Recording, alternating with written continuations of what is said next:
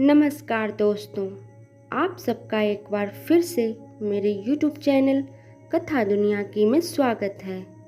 साथ ही आप सबको एक बार फिर से नवरात्रि की ढेर सारी शुभकामनाएं। नवरात्रा के इन 6 दिनों में हमने माँ दुर्गा के 6 स्वरूपों की कथा के बारे में जाना। आज हम माँ दुर्गा के 7वें स्वरूप की कथा के बारे में जानेंगे। तो चले माँ दुर्गा का नाम लेकर उनके 7वें स्वरूप की कथा को प्रारंभ करें। मार्कंडेय पुराण के अंतर्गत दुर्गा सप्तशती खंड में वर्णित ज्ञान के माध्यम से नवरात्रि पर्व में पूजे जाने वाली माँ दुर्गा का 7वां स्वरूप माँ कालरात्रि के रूप में जाना जाता है। नवरात्रि के 7वें दिन इन्हीं के विग्रह का पूजन किया जाता है। इनके शरीर का रंग घने अंधकार की तरह एकदम काला है। सर के बाल बिखरे हुए रहते हैं। गले में विद्युत की तरह चमकने वाली मुंड माला है। इनकी सांसों से अग्नि निकलता रहता है। इनके 3 नेत्र हैं। ये तीनों नेत्र ब्रह्मांड की तरह गोल हैं। इससे विद्युत के समान चमकीली किरणें दीप्तिमान होती रहती हैं। इनका वाहन गदर्भ अर्थात गधा है।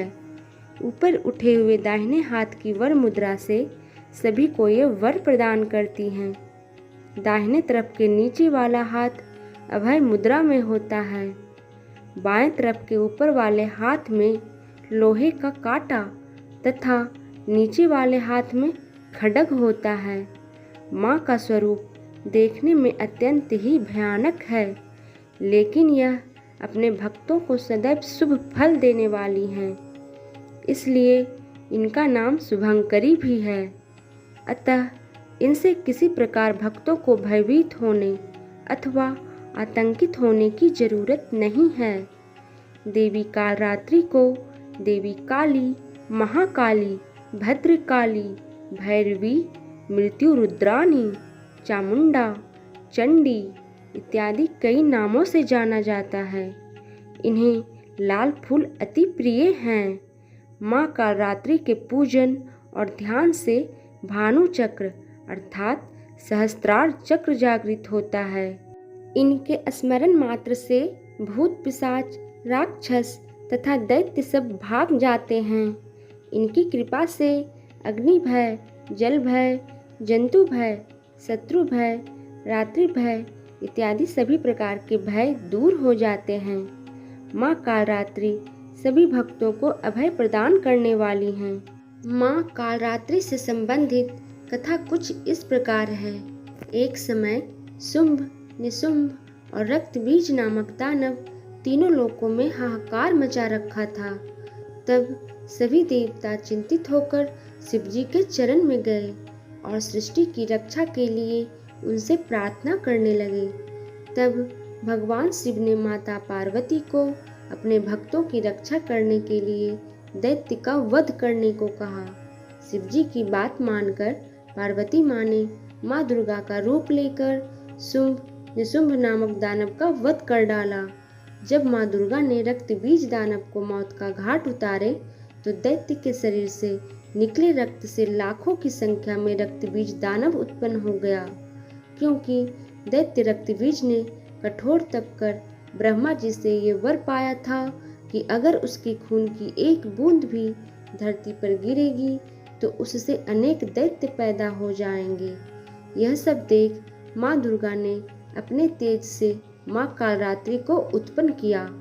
फिर उन्होंने जब रक्तबीज दैत्य का वध किया तो उसके शरीर से निकलने वाले रक्त को जमीन पर गिरने से पहले ही माँ कालरात्रि ने अपने मुख में भर लिया, जिससे अन्य रक्तबीज दानव उत्पन्न नहीं हो पाया।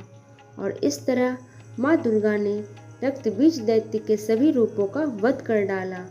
लेकिन तब तक माँ कालरात्रि का गुस्सा इतना विकराल रूप ले चुका था कि उनको शांत करना बहुत ही जरूरी हो गया था, मगर किसी में भी उनका गुस्सा शांत करने की हिम्मत नहीं थी।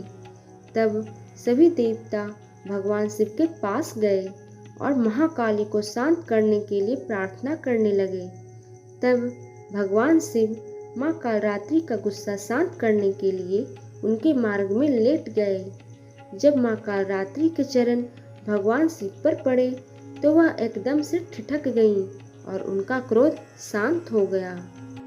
तो ये थी माँ दुर्गा के 7वें स्वरूप माँ कालरात्रि के बारे में एक छोटी सी जानकारी। आशा करती हूँ आपको यह जानकारी अच्छी लगी हो। अतः आप मेरे चैनल को सब्सक्राइब, लाइक और शेयर जरूर करें। साथ ही बेल आइकन दबाना ना भूलें ताकि अगली वीडियो की नोटिफिकेशन आपको आसानी से मिल जाए। तब तक के लिए बहुत बहुत धन्यवाद।